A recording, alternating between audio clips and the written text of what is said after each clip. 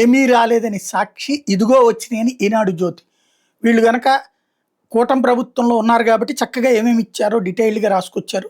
అదే సందర్భంలో సాక్షి వచ్చేటప్పటికి కేంద్రం బడ్జెట్ బాగుంది, రాష్ట్రానికి ఏమీ రాలేదు, చంద్రబాబు తుస్సాన్ని రాసుకొచ్చే ప్రయత్నం చేశారు. ఇక్కడ ఓవరాల్గా రేర్ ఎర్త్ కారిడార్ ఆంధ్రప్రదేశ్కి వచ్చింది.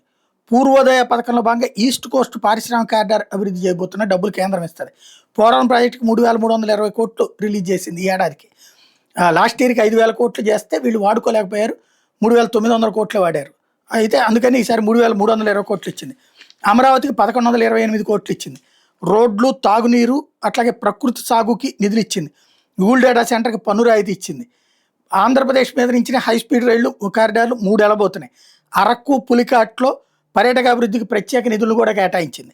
నగరపాలక సంస్థలకి బాండ్ల ద్వారా నిధులు, పారిశ్రామిక కారిడార్లో వర్సిటీ టౌన్షిప్లకు కూడా ఓకే చేసింది కేంద్ర ప్రభుత్వం.